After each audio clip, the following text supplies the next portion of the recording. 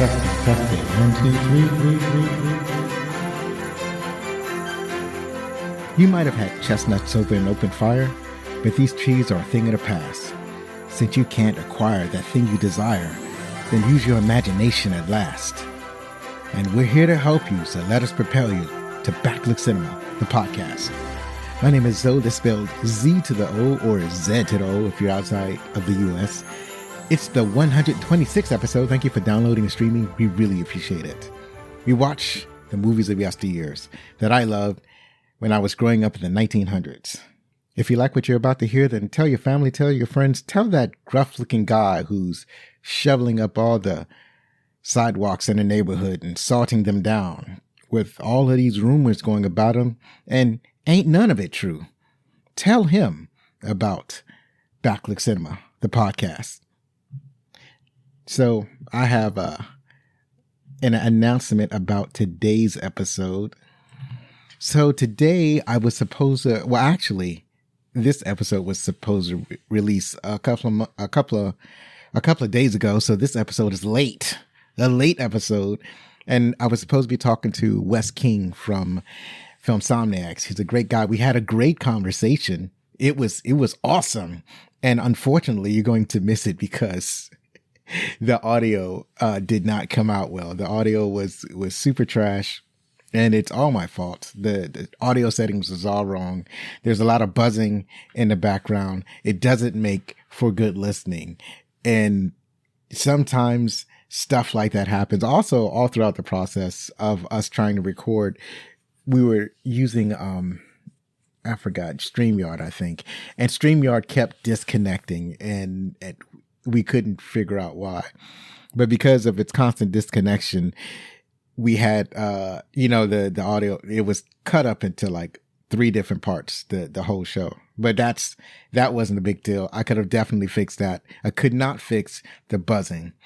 And also, I appeared on Filmsomniacs with Wes and Gunch as the hosts, and we talked about The Mark of Zorro, and that was a fantastic time we had. I'm not sure when that's going to be out, but I'm going to be doing a new show with Wes as soon as we get that schedule. It might just be Wes. It might be Wes and Gunch. I'm not exactly sure. We'll be talking about a new movie. Because we're supposed to talk about Castaway, but it'd be kind of, I don't know if I want to do Castaway again, so we're gonna set that up with a new movie, or maybe not. Maybe we'll redo Castaway. It depends. So I'm by myself recording. This is almost like an emergency episode. So in order to facilitate this emergency episode, I went out. Well, I didn't go out. I watched at home. At home, I sat down and watched a movie that I had not seen in a very long time. So we are going to open up this segment of the opening credits. And the movie that I watched, that I loved when I was growing up, that I had not seen since time immemorial, is Home Alone. So, about Home Alone. The McCallister family is set to go on a fabulous Christmas vacation in Paris, France. The complexities of an international trip has the 7-member family bustling about, trying to get organized so they can get to the airport and head off to Gay Paris. It is during this flight that Kate, the mother, takes attendance. There's Peter, her husband, and their children, Megan, Liney, or is that Lenny? I can't remember. I just watched the movie. I can't remember what her name is or how it's pronounced. And then there's Jeff, and then Kevin. Kevin is missing. Meanwhile, Kevin is home, but not quite alone. He has a couple of burglars to keep him company. Too bad for the burglars. This movie was released on November 16th, 1990, produced by 20th Century Fox and Hughes Entertainment.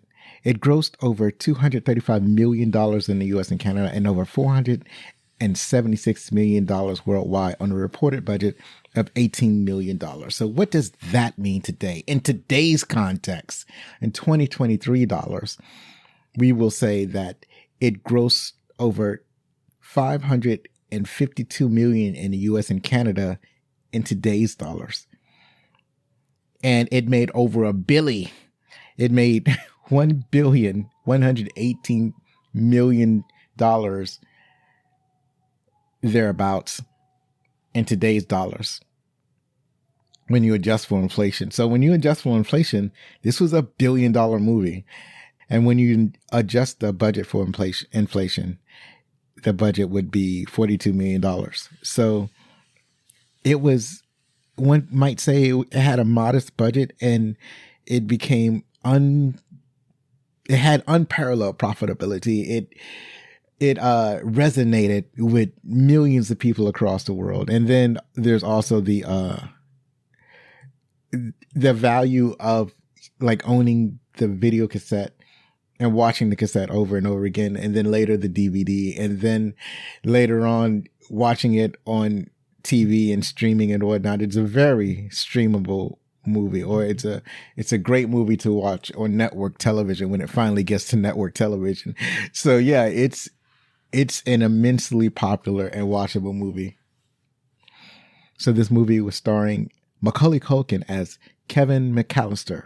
You may have seen him in My Girl, The Good Son, or Saved. The first two movies that I wrote down, these were movies right around the time that he was doing Home Alone. So he basically stayed in business during his youth, and then he kind of took a kind of a break, and then he made Saved when he was a little bit older, and then but nowadays you can kind of see him pop up on television. He's doing a lot of television. Up next is Joe Pesci. He plays Harry Lime. You've definitely seen him in Goodfellas, Raging Bull, and My Cousin Vinny. So, you know, Joe Pesci is an incredible actor, and he's been in so many movies. He's so recognizable, and he's just fantastic to watch. Daniel Stern, he plays Merv Merchants. You've probably seen him in City Slickers, Rookie of the Year, and My Blue Heaven. And he's done work behind and in front of the camera. So, but it's like with him, it's hard for me to recognize him. Like I remember watching City Slickers, but it's not like I watch him as like, oh, there's Daniel Stern. He's like one of those actors that it blends in to the point where I don't recognize him when I seen him. Up next is John Hurd. This is a man that I do recognize when I see him. What is he playing? Is he playing the business type all the time, or the villain type? Just a corporate type. That's what he plays. And in this movie, he's Peter McCallister. You've probably seen him in The Guardian or Big Awakenings. Also, he's in a lot of television shows and movies. Robert Blossom. He plays Old Man Marley, and he's been in Escape from Alcatraz, Close Encounters of the Third Kind, and The Quick and the Dead. Veteran actor. Then there's Catherine O'Hara. She plays Kate McCallister. You know, I'm not sure why she is so far down on the cast list. I mean, I figured that she at least should be like the fourth billing after Daniel Stern. She, like, you wouldn't realize how much she's in this movie compared to where her billing is. But anyway, as I was saying, Catherine O'Hara plays Kate McCallister. She's been in A Mighty Wind, Best in Show, and Frankenweenie. Then there's Angela Goethals playing Lenny. I can't remember. I'm going to go with Lenny because it's a weird spelling. It's Linnie. How would you spell that? I'm going to go with Lenny. She plays Lenny McCallister, and she's been in Jerry Maguire and Spanglish. Devin Redtray plays Buzz McCallister, and he's been in Nebraska and R.I.P.D. Gary Batman plays Uncle Frank McCallister, and he's been in The Secret of My Success and Superstar. Hilary Wolf plays Megan McCallister. You've probably seen her in Girls Don't Cry, They Get Even. That's all one movie. And really couldn't find anything else from her. I think she's retired from acting. And of course there's John Candy. He plays Gus Polanski. He's been in so many incredible and memorable movies. And he's also been in Uncle Buck and Spaceballs. Now, what I hear is that the role that he played in this movie inspired the role that he plays in Planes, Trains, and Automobiles.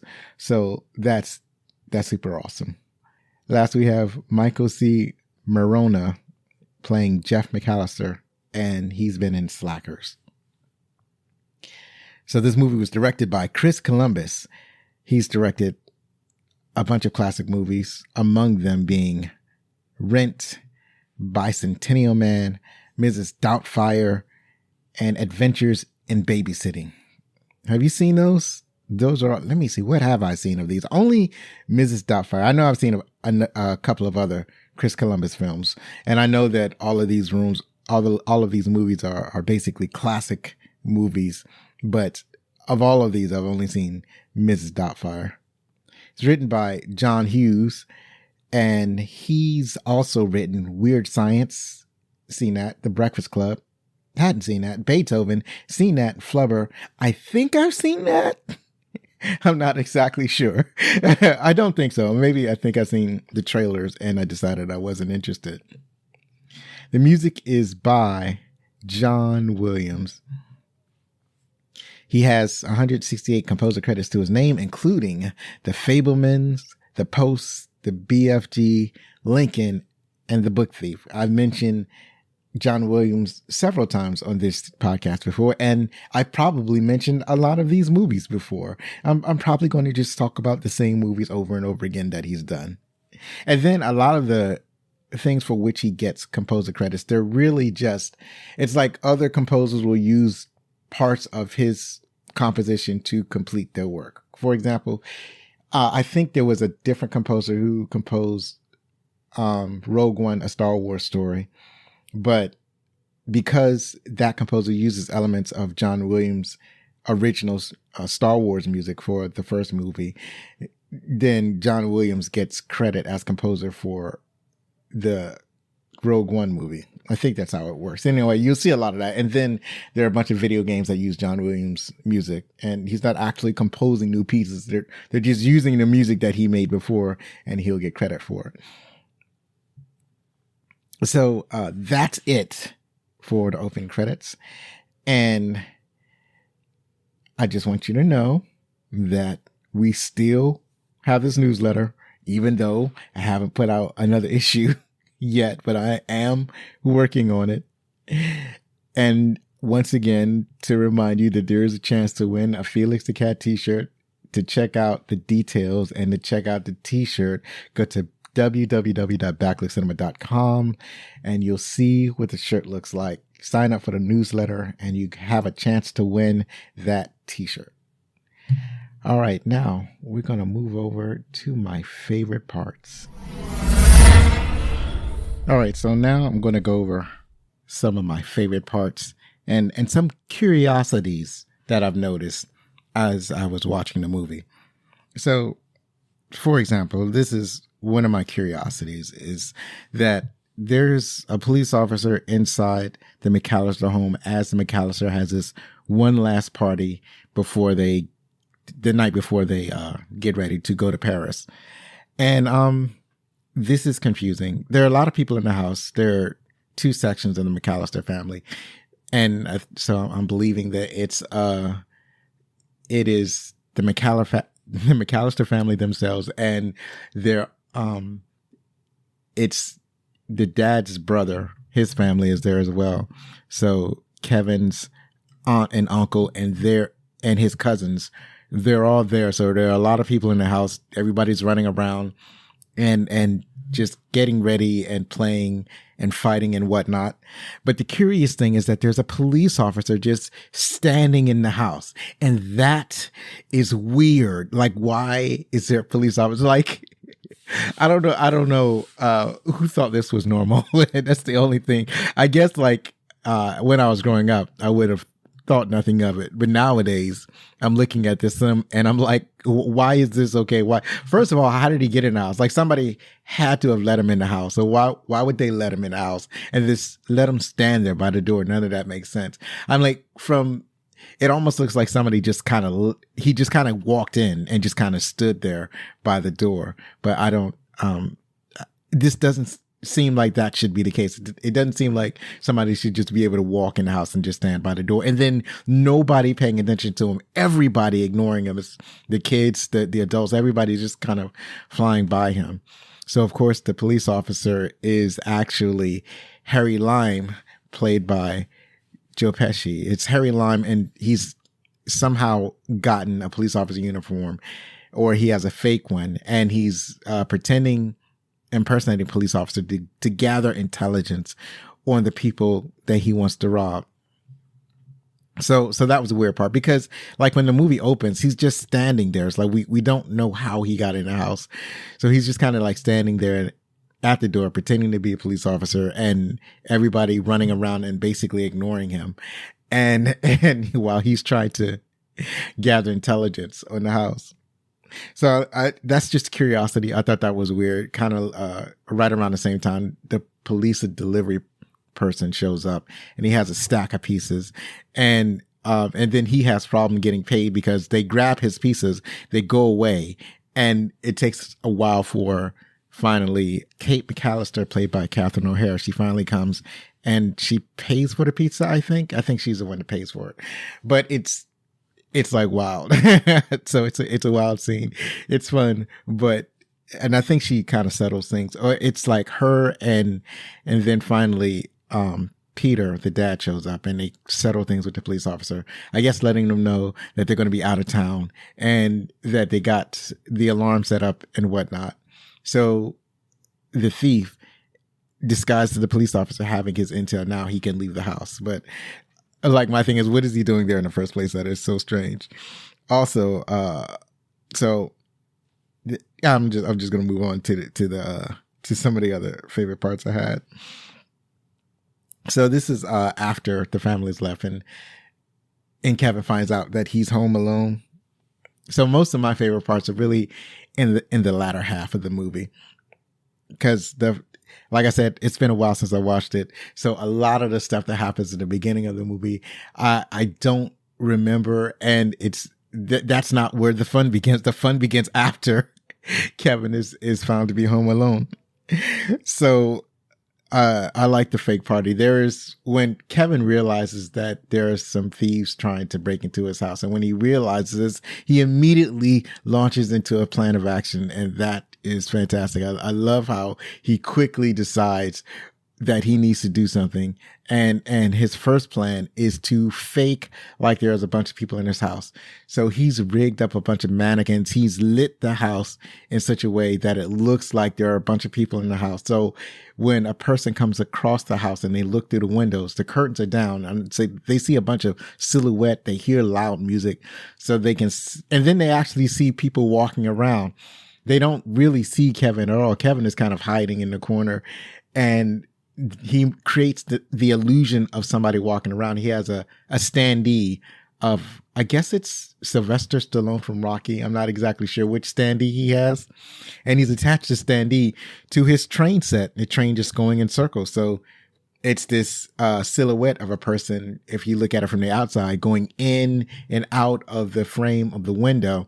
So it looks like people are walking around. And then he's got the reason that he's he's not in the window, that he's kind of put himself out of frame where anybody could see him, is that he's controlling some of the mannequins with strings. So he's puppeteering some of the mannequins. He's got some of the mannequins. He's got his hands and feet tied to string, pulling the mannequins. So it looks like they're moving. And then I think he even has like a recording of people talking. He probably has a TV on, but what's fascinating about this is, where did all of these mannequins come from? Like, he didn't go to the store and pick up mannequins. Who keeps mannequins in their house? And it's like, there's no clue that this is going to happen. Like, there's no preview of mannequins in the house. Nobody's saying where all these mannequins come from or why you got mannequins in the house. It doesn't seem like anybody has like a job at a department store where they would need to store mannequins in the house. These mannequins are just in the house. Like, I can understand where a standee comes from. People take souvenirs from movie theaters all the time, or somebody may have worked in a movie theater. That's way more seeable because you see people with standees in their house, but you don't see people with mannequins in their house. This is unusual. So somehow Kevin McCallister has found some mannequins. He set them up around his house to fake like there are people in the house. You know, like that's one of the things I'm talking about. When I first watched the movie, I never questioned mannequins being in the house. And now that I'm a full-blown adult, I'm looking at it and like, you know what? That is strange. It's clever, but it's strange. Anyway, one of my favorite parts is the fake party. Also, that bears mentioning is how Kevin orders pizza. One of the things that happened early in the film is that when they order a bunch of pizza, Kevin doesn't get the kind of pizza he likes. So like, he likes plain cheese pizza, and all of the pizza has topping on them. And then he gets into his fight with his brother because apparently his brother eats like the last slice of plain cheese pizza.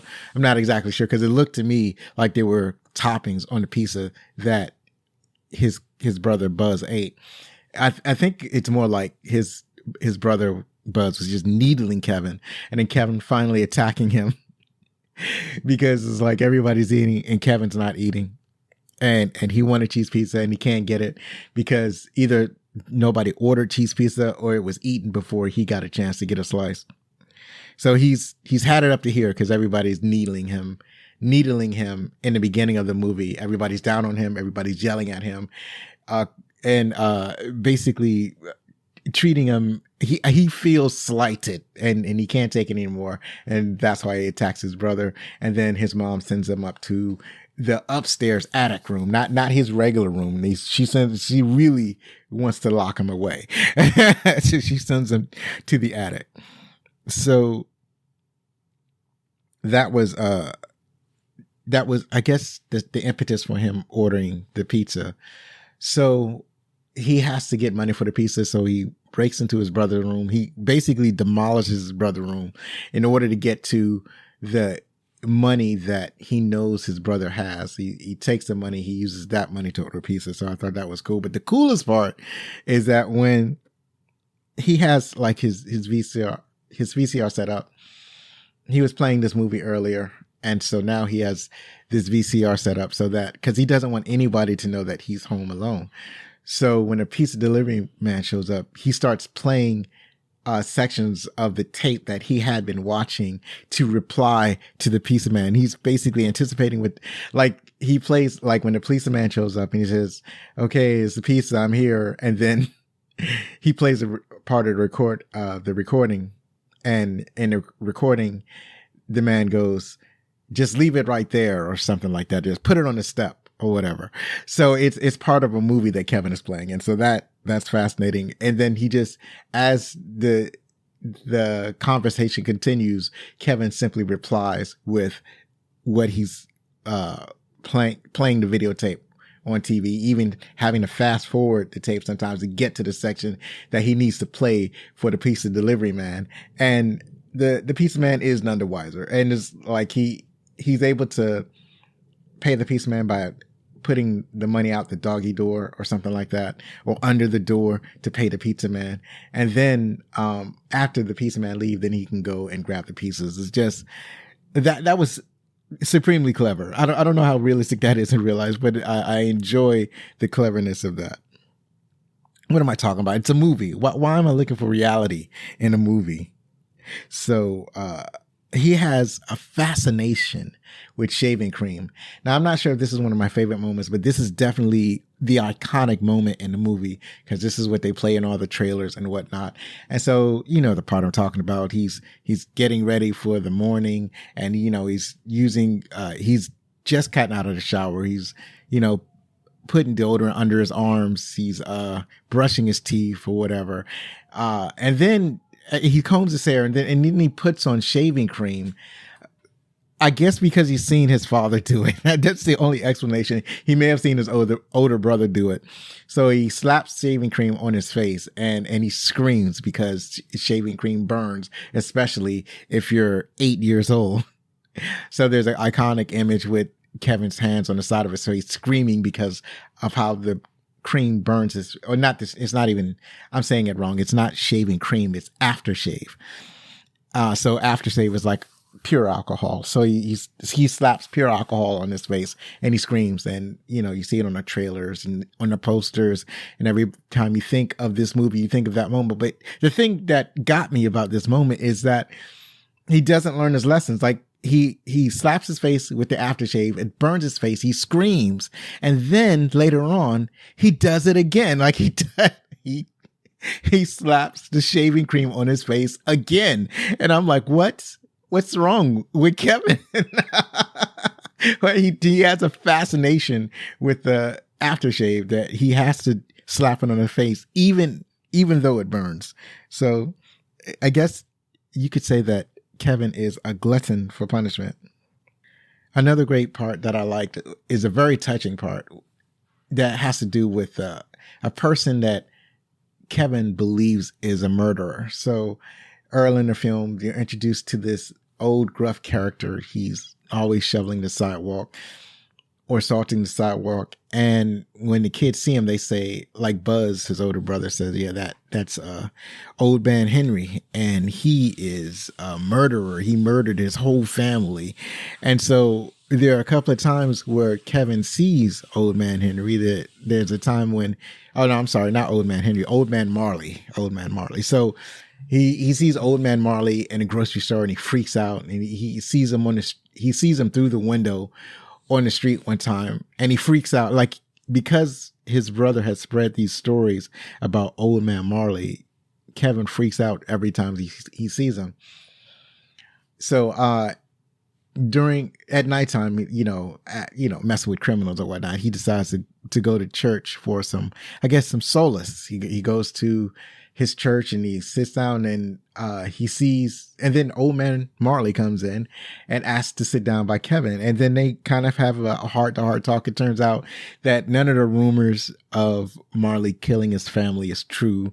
He talks about his estranged relationship with his son, and he's there at the church to see his daughter rehearse because it's the only time that he could see any part of his son's family. And he talks about being afraid to try to make amends with his son because the rift is so huge. And Kevin thinks about the own rift he has with his own family, and they both talk about getting past the fear and making amends. So that was a sweet and touching moment in that movie, and it's one of those moments that I don't remember, but I think it really solidifies this as a classic movie. I think that's one of the scenes that makes this movie so important to us. One of my other favorite moments is that the killers are not the killers, the thieves, the burglars. They're relentless. Like when they see the party, they kind of give up on trying to rob the house. They really want to rob an empty house. And then they kind of find out that Kevin is home alone. And then Kevin realizes that they know that he's home alone. So he has to prepare for their visit. And he sets the house up with a bunch of booby traps. And the preparation with the setting of the booby traps, that it's kind of like a classical trope in certain movies, like especially military movies. Like you kind of seen this. Well, I'm used to seeing it when I watch the A-Team. In the A-Team, there's always a scene where the team starts to prepare their weapons and their defenses and the booby traps when they know that the bad guys are going to be coming to try to take the land of some poor sap that they've agreed to try to help in that particular episode. So you see, I think they have a scene like this in Predator, and almost anytime there's kind of like a military movie, you'll see the soldiers and whatnot preparing for battle or for the engagement that they're about to have. And so that's what this scene is like in Home Alone where Kevin is preparing for the visit from the two thieves. So like he's tarring the steps in his house. He pours water on the steps outside of his house so that it freezes into ice. So it must be really cold for the water to freeze that quickly.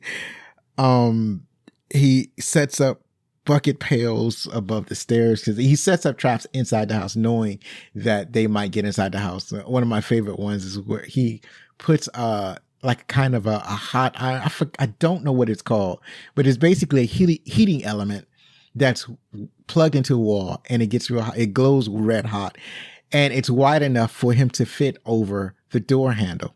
So in that way, he makes the door handle super hot that somebody wouldn't notice from the outside. So he's setting up all of these traps, and just the portion of the movie where he's setting up these traps, it's enjoyable to watch because now you're anticipating the burglars getting caught up in these traps. And it coincidentally, they get caught up in every single one, and watching them get caught in these traps it's like watching, I think somebody compared it, I think I even wrote it down somewhere, it compares to like a Bugs Bunny Elmer Fudd situation or Roadrunner and a Coyote, except if you're going to compare it to Roadrunner and Coyote, this is where instead of the Roadrunner avoiding traps, the Roadrunner is actually setting up the traps. He's taking over the Coyote's role of setting up the traps for the Coyote to get caught up in. Except when the Roadrunner do it, they always work. They don't ever backfire. But the joy of the movie is when the criminals get caught up in these traps.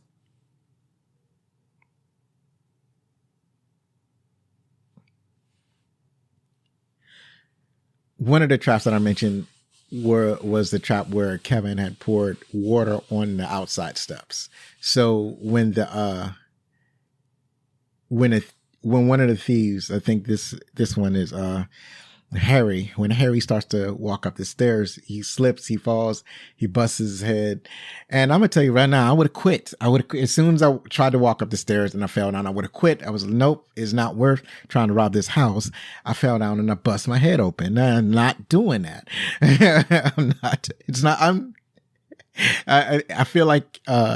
I feel like Harry is like 40 years old.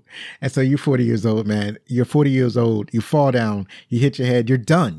That's the night.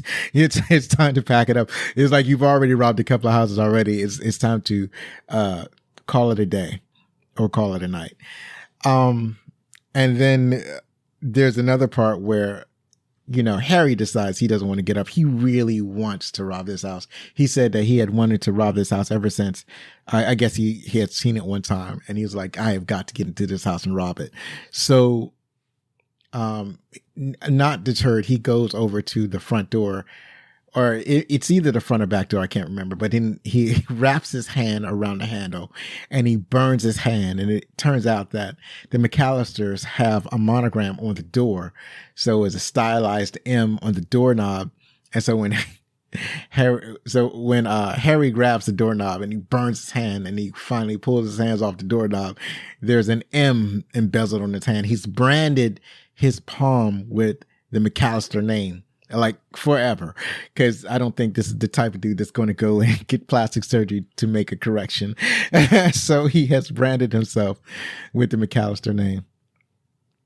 So there's a bunch of hijinks like that come about, and that's just awesome. And I would have quit after that. If I had grabbed the hot doorknob, I would have quit. What are they still doing? Well, why are they that determined?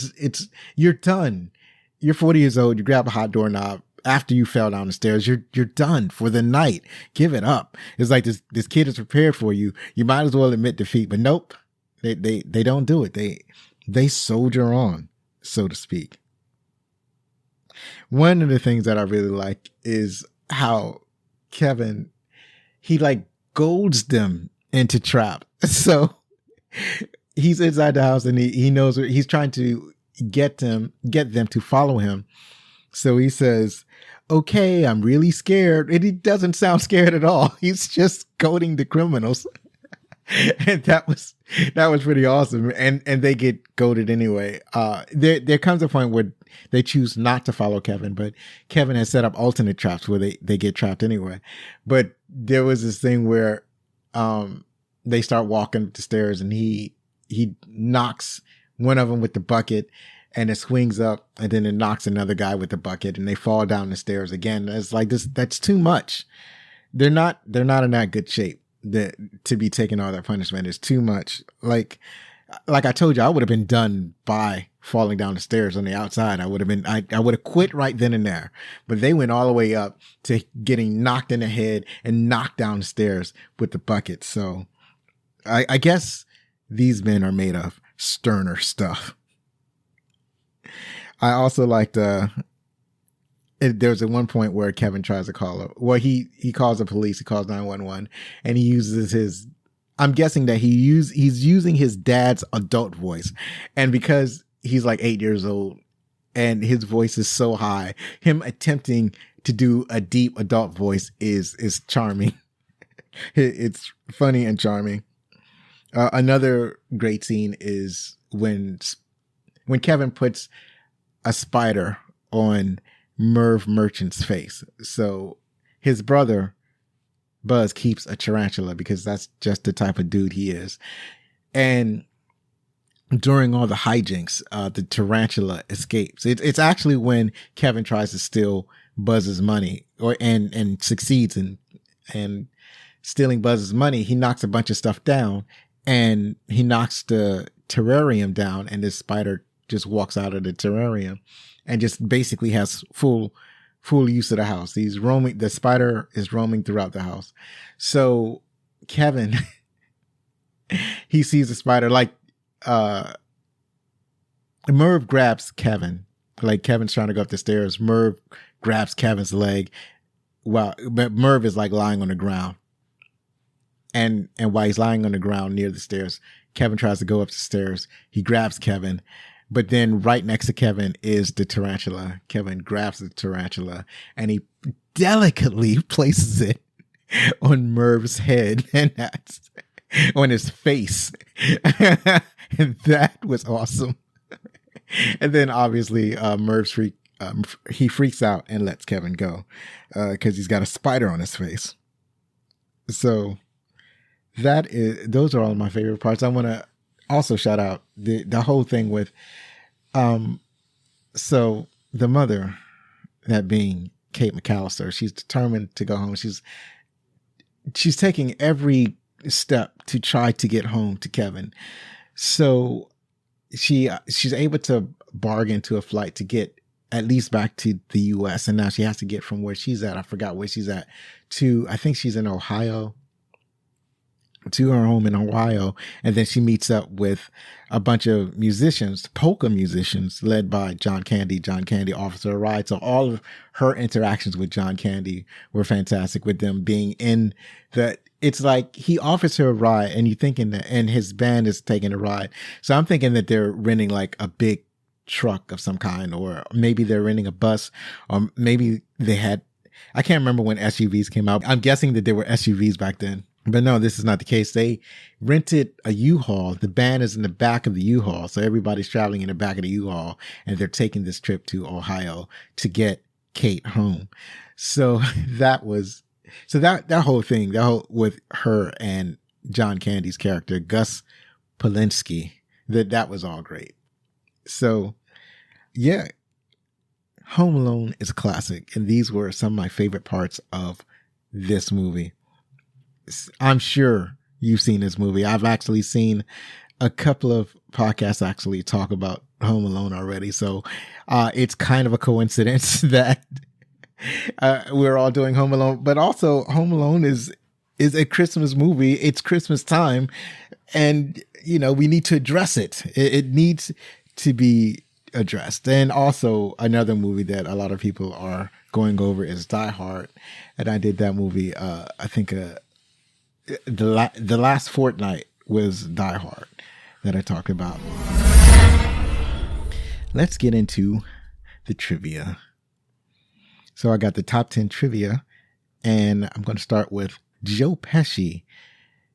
Joe Pesci deliberately avoided Macaulay Culkin on set because he wanted Culkin to think he was mean. And that's a little bit of method acting. And it was kind of a mean thing to do, but I understand why he did it.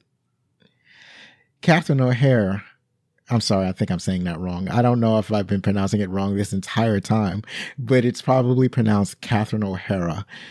She revealed in 2014 that Macaulay Culkin still calls her mom, and that's also cute. The picture that Kevin finds of Buzz's girlfriend was a picture of a boy made to look like a girl because director Chris Columbus thought it would be too cruel to make fun of a girl like that. The boy that was used in the photo was art director Dan Webster's son. So I guess the thing is that it's cruel to make fun of how little kids look, but it's too cruel to make fun of how little girls look. I think that's the logic that he was going with. And it's not even something that was really cruel. It's like they just barely show a picture of it. And I think it's Kevin who watches it and he goes, ugh, or something like that. But it's not like it's something it wasn't an over the top insult. It was just kind of like a basic insult. Maybe they did a number of takes of that scene and they used a number of different insults and he wasn't sure which one he was going to use.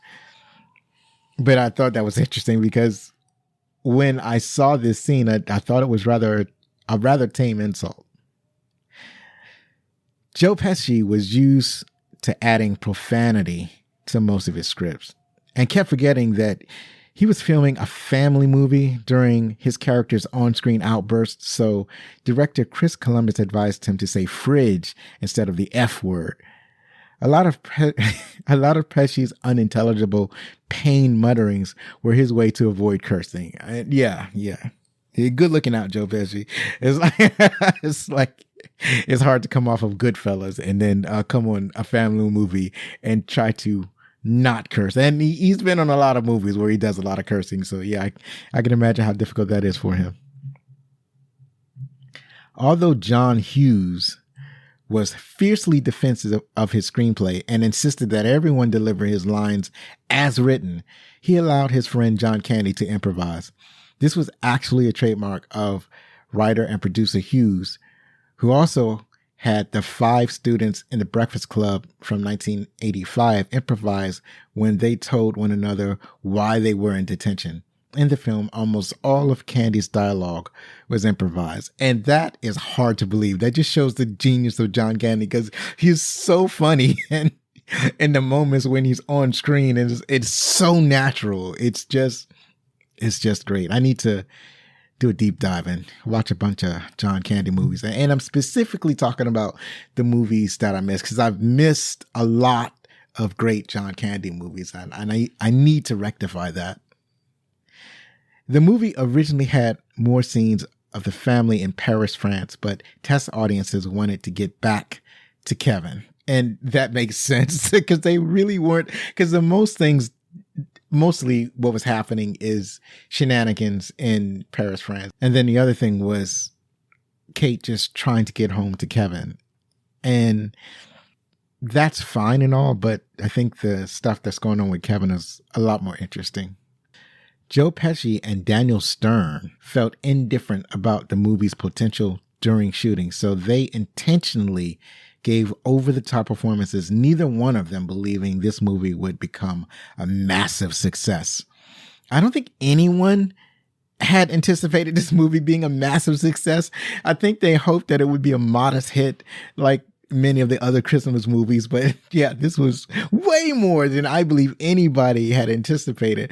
But I think with Joe Pesci and Daniel Stern, I think they felt they probably considered it more of a movie of the week on television. So they didn't, I guess they took it less seriously than others. I think that's the gist here. Macaulay Culkin's stunt double was a very short 30-year-old man. So that's important to know. So Kevin didn't actually fall off the bookshelf. That's good to know. Next, writer and producer John Hughes was worried that mothers would never believe a family could forget one of their kids. Chris Columbus recalled, John really filled in every possible logic hole, and the audience always bought it. So the only thing that I don't buy is the police officer in the house, but everything else was pretty cool. Oh, and the mannequins in the house. I don't understand that, but I think he was most worried. He wasn't worried about those elements as much as he was worried about how a mother could forget and leave her kid home alone. So I think he did a really good job of figuring that out. So in the beginning of the movie, when the family was in a rush to get to the airport because the power had went out, and obviously there are no cell phones back then, so nobody would set an alarm with their mobile phone if they had one. So their clocks were their alarms were set by clocks that were plugged into the wall. The power went out, so the clocks set back to 0 and there's no alarm set. So they wake up late. So now they have to rush to the airport. They've got minutes. Well, if they make it to the airport, they would just barely make it in time. And so everybody's rushing around. Nobody's really paying attention. And Kate delegates the mission of counting everybody to her. I guess it's her niece. I don't think that's her daughter. So the niece counts everybody and makes sure, and she counts everybody. She knows that I think there's supposed to be 11 people that's going on the trip. She counts 11. So she assumes that they have everybody.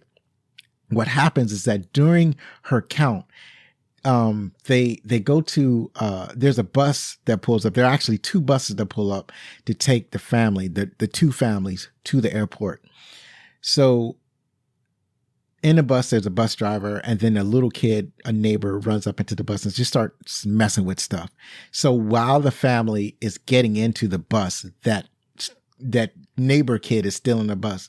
So when the niece starts counting the people that are supposed to be going on this trip, she counts the little kid, probably thinking that it's Kevin because he's just the right size and age, but she doesn't actually see him.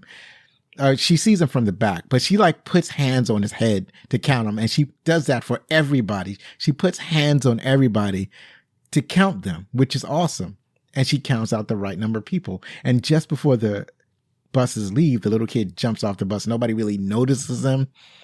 And he gets away. And so that was great. That was a great way to show how you could leave your kid in the house. Meanwhile, Kevin is upstairs in the attic, and nobody realizes that he's not amongst the people running around trying to get to the airport on time. And so the last thing I have in the trivia is that when 9-year-old Macaulay Culkin got tired on the set, he would just lie down on the ground and sleep between takes. That is awesome. It's like, okay, I'm going to sleep now. That's it. I guess it shows the hard days and nights that you have filming a movie. That's it for what I have for the trivia. And now we're going to talk about what the critics thought. All right, we're going to see what the critics thought. The critics gave it an 89%. The audience gave it an 84%. And on Rotten Tomatoes, it's at 7.8 out of 10.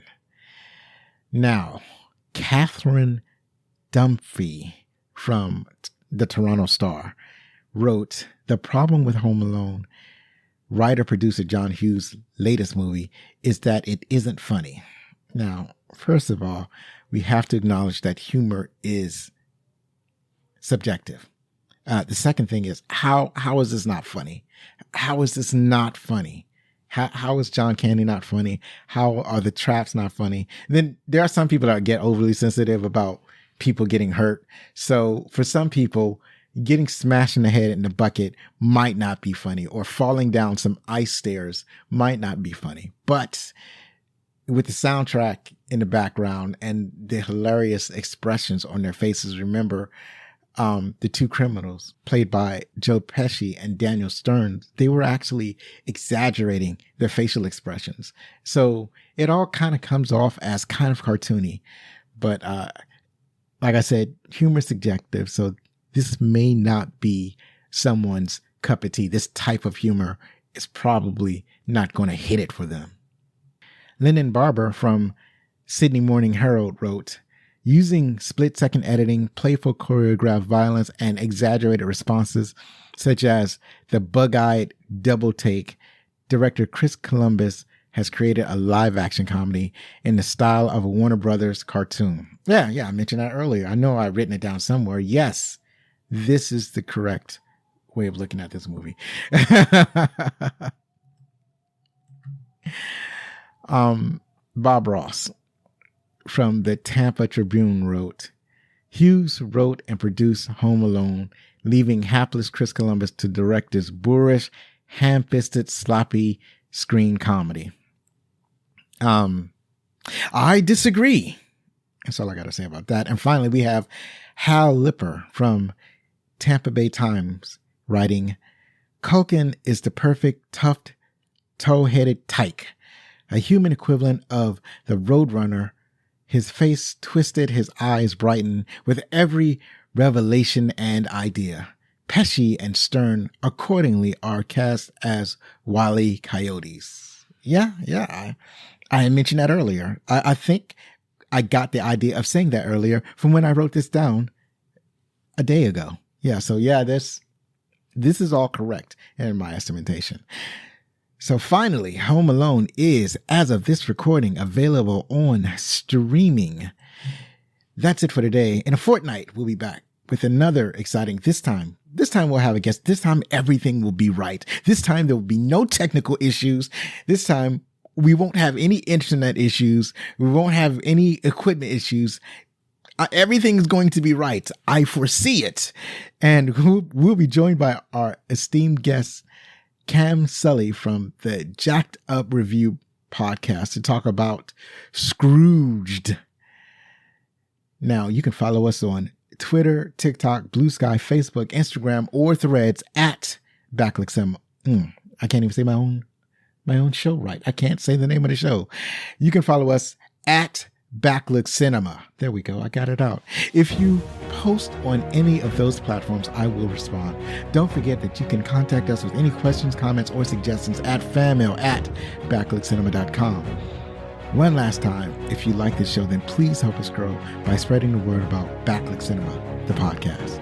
Believe me, it matters. I've been Zoe Richardson. Be safe, share a movie from yesteryear with your family, hug your loved ones, and if you're going to be anything, be outstanding.